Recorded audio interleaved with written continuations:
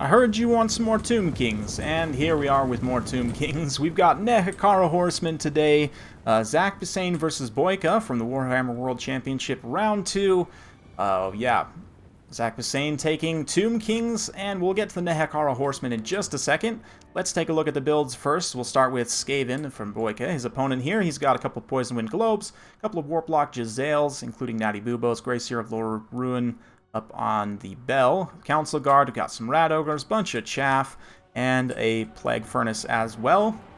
An Assassin I see hidden in there. Some Skeleton Horseman Archers, a couple of Skeleton Chariots, Cetra on a Chariot, as well as a Tomb Prince, also on a Chariot. Nehekara Horsemen, Skeleton Spearmen, Skeleton Warriors, a couple of Carrion, maybe just the one. But anyway, we talked yesterday about Questing Knights, and today I wanted to talk about another melee cavalry. For me, probably the number 2 melee cavalry in the game, even though they are a lower tier melee cav. Just by sheer cost effectiveness, Nehekara Horsemen at 650 points are a super great add for basically any Tomb King's army.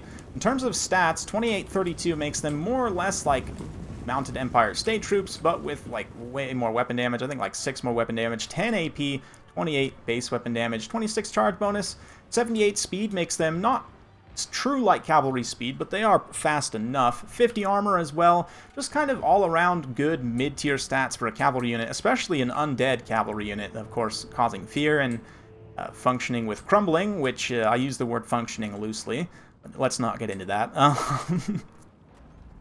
Anyway, Skeleton Chariot's going to charge on the front line here. They should be able to get some good breaks initially. Skeleton Chariots are a unit that I do need to highlight eventually as well, but they're going to get some nasty volleys, and the Rat Ogres charging in to counter them, which is alright. That does pull away Rat Ogres from the flanks. You can see the Nehekara Horsemen starting to work up and around there. And similar to how I said Questing Knights can be thrown into just about any situation, that is true of Nehekara Horsemen as well. Of course, they don't have the armor piercing of Questing Knights, but just like decent all-around sustained melee stats. If you need a mobile unit to do a job, they are probably the right unit for the job. And of course, decent weapon strength as well, especially for light cavalry. They can do some nice damage, and here you see them charging in to help support against these Rat Ogres. They will do very well against Rat Ogres as long as they don't like take a direct charge, for example. Howling Warp Gale being used here to stop up the Carrion. They get shot up. They've been doing a great job disrupting these weapons teams. Skaven lines are crumbling quickly, and you can see the Nehekara Horsemen kind of pinged from the one target over to this other target. They're now on top of these weapons teams as well, and just keeping things from being able to fire too much. And like here in the center especially, they come in, and again, against the Rat Ogres, against basically anything Skaven can bring to the table. Their stats are good enough that, I mean, right now they've got Rival Hide Talismans. They're at 0 melee attack from the Assassin there, but once that wears off, yeah, 29 melee attack with the 1 Chevron they were given, free battle, and let's get in close and watch as they kind of fight, like the Rat Ogres especially. They do have some supporting spears, so it's not really a fair fight, but you're never really meant to take a fair fight in this game. I mean, you should be fighting with support always, right? See Cetra on his chariot in the distance there. I talked about him the other day on our chariot video. But yeah, Nehekara Horsemen just kind of fighting here in the center, more or less like a mobile infantry unit, and that's kind of how they can be used. Like they have a lot of the upsides of infantry, not all of the upsides of infantry. Don't quite have the same presence and like HP as an infantry unit, but the mobility and like some ability of an infantry unit, right? Like here, they're doing a great job chasing some Rout Ogres as they do Rout. Over here, these ones supporting Cetra again, going after the Rat Ogres here. And the Skaven Slaves, I mean, their stats are so low that they can't really touch the Nehekara Horsemen. Like, they're going to be more or less minimum hit chance. I think even the Spears are going to be close to minimum hit chance.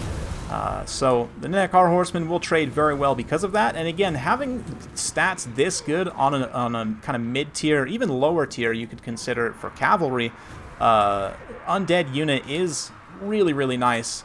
You get a clean charge here on these Rat Ogres, and that is not good for the rodents of unusual size. They're just great all around, you know. They're kind of what I would consider, again, undead mounted Empire State Troops.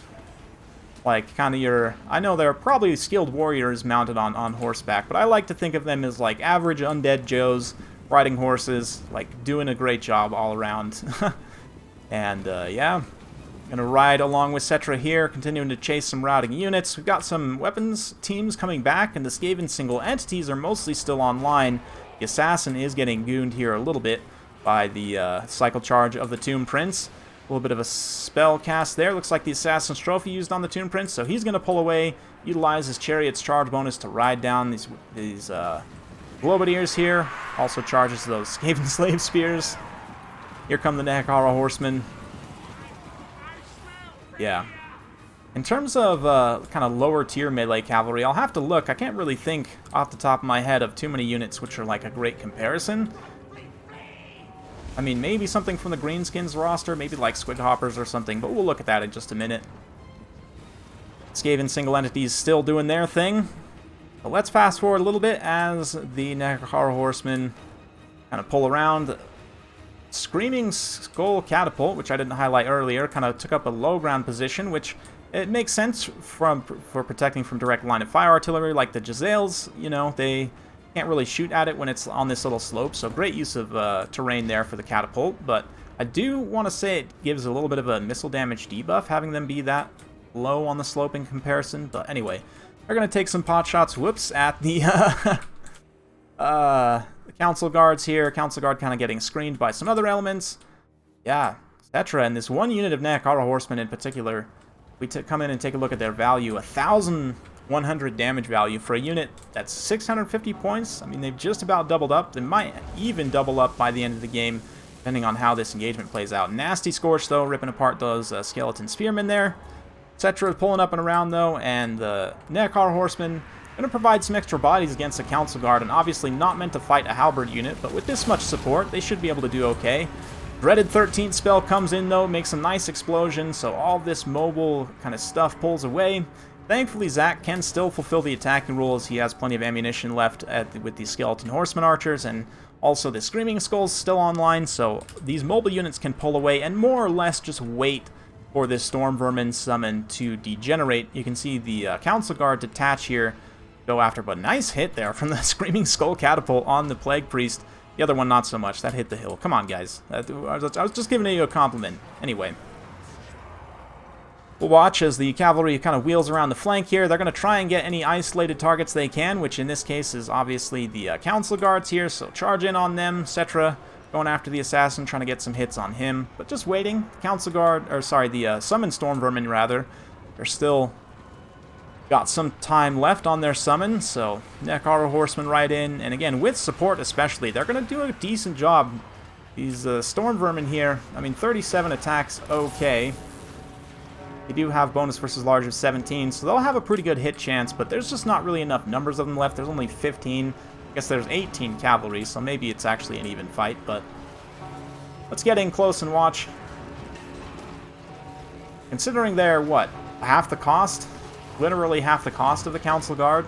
It's a pretty cost-effective engagement for them. Last Tomb King Chariot does go down there. The Nehekhara Horsemen are crumbling, but that does show another advantage of, you know, they're undead. They'll keep fighting while they're crumbling. So, like, if they charge into a unit and the units basically destroy each other and both of them lose their leadership, guess what? One of them will keep fighting and one of them won't. If they're undead, like, let's say, Nehekhara Horsemen and, I don't know, Dark Riders or, I don't know, Boar Cavalry, maybe against the Greenskins, like if they charge into each other and just murder each other. Greenskins Cavalry probably going to rout because it's somewhat susceptible to fear, whereas the Nehekhara Horsemen will just keep fighting, even though they're crumbling, which is the advantage of having crumbling, right? And that's why having such good stats on a unit that's undead is unusual, because typically that's the way it's balanced, but, I mean, these guys, their stats are probably right about where they should be for a non-undead unit of the cost, but for an undead unit, it is somewhat unusual. And that's why they are definitely a staple of competitive Tomb Kings builds. I mean, 2 of them at least in most builds is basically standard, maybe more. But I'm a huge fan of them as, again, kind of the average Joe, like the highest tier average Joe Tomb King boys. And I know lore-wise, again, probably somebody's out there like, oh, they're actually skilled warriors of many ages. But yes, I mean, they're still Skelly Bros at the end of the day, right? They're not even Tomb Guard, like they don't even have the cool masks and stuff, so anyway. Yeah, Grey Seer of Lore of Ruin just about to go down here to some Nehekhara Horsemen. as they continue to fight. They're getting drained by the Plague Drain, though. Let's see, are they actually getting any hits? Oh, they do get a little chip there. A little tiny chip here and there. But things are definitely turning decisively in Tomb King's favor at this point, as the Skeleton Cavalry is able to rout off some key units.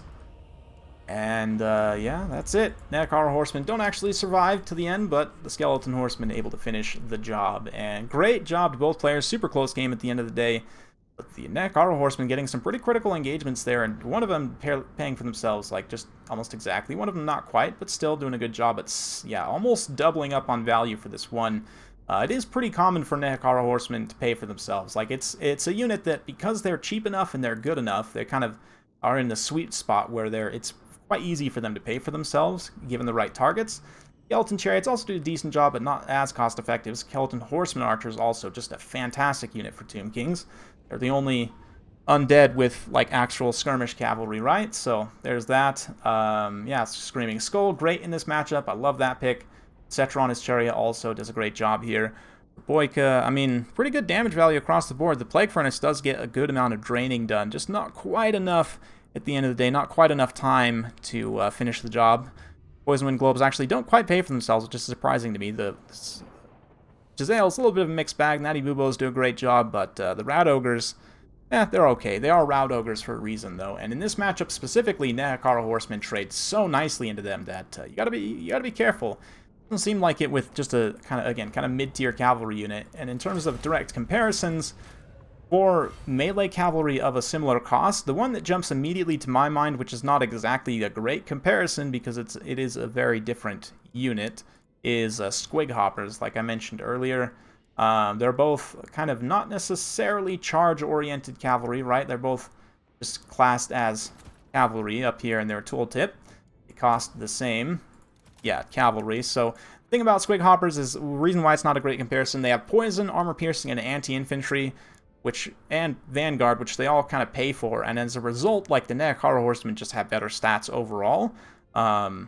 In terms of other comparable cavalry that's maybe not necessarily just melee cavalry, I mean, you've got, like, Bretonnian Knights Errant that are shock cavalry. Granted, their 54 charge bonus is what they're relying on, so you would expect them to have kind of a lesser stat profile on some of their other stats, but just considering the cost, there's only 50 cost difference here. This is what I mean by they have probably about the right stats for what a living unit of this tier should have, because there are some differences. Obviously, the higher charge on the Knights Errant, lower attack and defense as you would expect, lower weapon strength, but not that much lower, right? And for 28 charge, like, all of those extra stats that you pick up, it is pretty impactful, you know, especially in a sustained fight, and given the fact they're undead, that picks up even more.